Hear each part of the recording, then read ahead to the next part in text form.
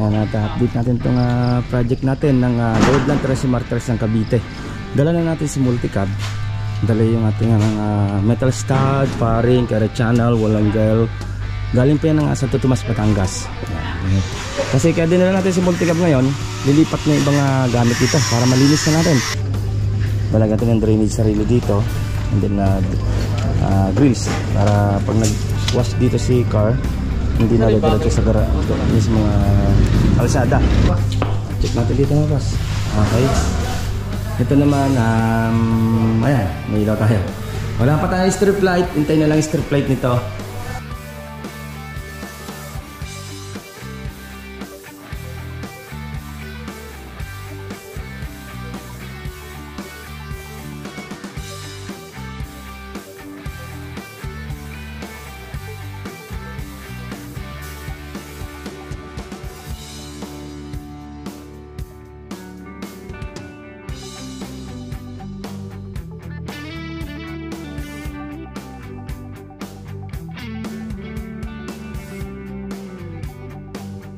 Shout out muna. Ito yung ano nila. Ito yung bahay namin.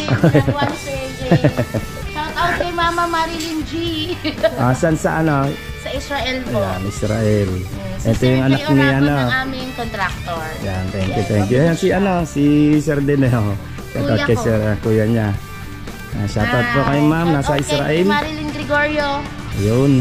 Malapit na yung bahay mo. Ito, pabuhos nito. Si ano natin, heater natin, sinabay na natin dito. Tataas pa ng konti yan. Dito yung gutter natin. Yan. Hindi na natin gagawin ng sa gutter o streamline.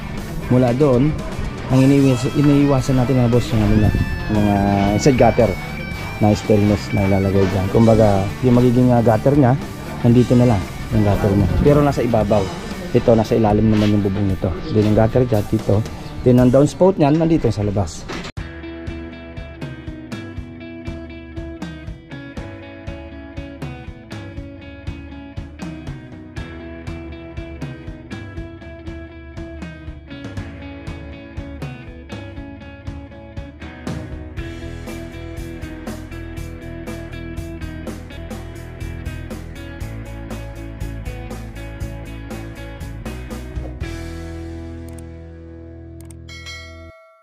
Yan mga boss, good morning. Time check natin mga alas 6 na umaga. Dito na tayo sa Lordland Tres Martires ng Cavite. Okay, baba muna tayo. Yung ating isang team na galing sa Calamba Park Place. At dala niya na yung ibang materyales para dun sa ating Jasmine na bubuksan dito sa Cavite, Lordland Tres Martires. Okay, alam ko mga alas 3 sila madaling araw umalis. Umalis naman ako sa bahay mga 5:30 siguro o alas 5 ako malis doon.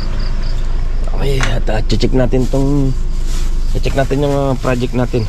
Tapos yung bagong project natin. Dala tayong ulam, ang breakfast nila. Palili pa rin natin nandoon mamaya ang breakfast. Pili na tayo ng luto na ulam. Ben mukhang ulan-ulan dito check natin tong natin project. Ito hindi nila nabuhusan kahapon yan mga boss. Ito na lang naman, kapiraso na lang. Dahil mulan, magang-magang mulan na dito. Kaya ibang team doon mula gumawa sa interior, sa block 51 natin ng Jasmine. Then ito mga kalat na yan, mga buhangin. Nakakutin na yan para maging malinis na dito. Dahil yan lang ng flooring yung inintay lang natin matapos. Okay, tara, samahan ko nyo at update natin itong Lordland Tres Martires ng Cavite block 39 ng Lanaya, and then Jasmine na block 51. Ayun, ito yung metal paring natin galing sa pa yan, Santo Tomas. Check natin mga boss, update ko kaya. Kaya mga boss, good morning. Yan, at update natin itong project natin ng Lordland Tres Martires ng Cavite. Dala na natin si Multicab. Dala yung ating metal stud, paring, carry channel, walang gel. Galing pa yan ng Santo Tomas, Batangas. Yan. Kasi kaya dinala natin si Multicab ngayon, lilipat na ibang gamit dito para malinis na natin. Yung matitirang grabat buhangin dito, lilipat na rin natin doon para wala lang clear yung mga hollow blocks ng na yan. I-clear na natin yan. Halos tapos na rin tayo, magkaroon mga retouching. Ito na lang ang pinuploringan nila. Itong bukanan na lang. Dahil yan. Gawa ng itong part na to, umulang kahapon ng magang-maga pero hindi na nabuhusan. Ito lalagyan natin ng drainage sarili dito and then grills para pag nag-wash dito si car hindi na diretso sa mismo kalsada. And then may abang tayo ng PPR pipe para sa gripo. Abang tayo ng PPR pipe. And then yung PPR pipe na yan diretso yan doon. Nakabili ka na aram ng alarm? Elbow? Nasa taas. Ayun, di mo lang. Babakalan mo na. And then doon, ayan, accept ng team. Paliparan natin ng drone. Ayan, paliparan natin ng drone yan. Nagyan ng sealant para sure. Ayan, free lang naman natin yan. Sealant na yan. Panalo na to. Check natin dito mga boss. Okay. Ito naman, ayan, may ilaw tayo. Wala pa tayo strip light. Hintayin na lang yung strip light nito. Strip light na naman kailangan namin. Yung mga pin light, strip light na pin light, center light na ilaw na lang din naman. Sa CR lang naman. Ito naman sa CR, hindi naman pinarenovate ni client. Pero hindi natin sure. Soon, pag nagkaroon ng linya ng tubig na malalaman niya kung may leak yan. Kasi hindi matest yung linya ng tubig dito. Gawa na nga wala pang tubig mismo. Kaya puro drum lang naman kami dito. Okay. At dito naman sa ating second floor. Ayan, makasahil lang natin second floor. Okay. Ayan, bilhin niya na. Ayan. Guest room. I-upload natin ito mga boss kung magkano yung nagastos ni client. Ito lang natin matapos ng flooring. Ayan yung master bedroom.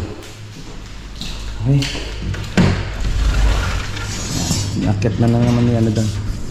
Gawa nang sa sealant. At pamukuan. Ano lang naman din to. Mamaya palilipat na ibang gamit niyan para malinis na to. Mawawas natin yan para mawala-wala yung putik-putik. Yan lang naman kailangan natin.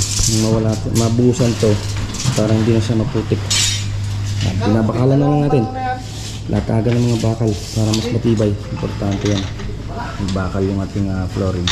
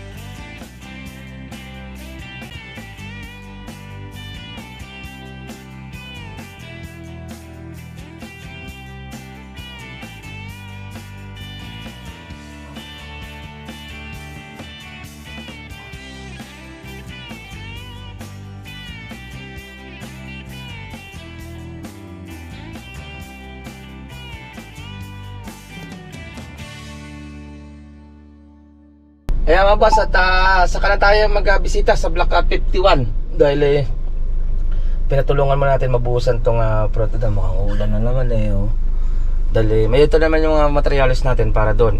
Kahapon nag skim coat na sila. o nagmasilya na sila sa Block 31 ng Jasmine. Saka natin yung silipin pag nakalipat na ibang team doon. Ito na lang naman yung gagawin namin, tapos sa konting retouch para dito sa ating yan, yung mga gate natin na yan, yung wall, yan na lang naman. And then yung bubong naman natin, tamang-tama pinapasilan na natin bawat pamakuan. Update ko kayo pag nasa naman ako mga boss, Amaya Skip ng Calamba, Laguna. Shoutout muna. Ito yung nila. Ito yung bahay namin. Ginagawa ni Sir J. Shoutout kay Mama Marilyn G. Saan sa Sa Israel po. Ayan, Israel. Si Ito Sir yung J. anak ni Oragon ng aming contractor. Yan, thank you. Ayan, si Sir Deneo. Shoutout Kuya kay ko. Sir, kuya niya. Shoutout po kay ma'am, nasa Shoutout Israel. kay Marilyn Gregorio. Ayun. Malapit na yung bahay mo. Check muna natin yung unit. Nagdala ng pangmerienda si client Thank you ma'am. Check natin. Dito tayo sa ating nakabisita yung anak ni ma'am. Ayan. At buhos na naman sila dito. Umulan ka po, hindi? Umulan. Umulan din. Kaso pag umulan, nandito tubig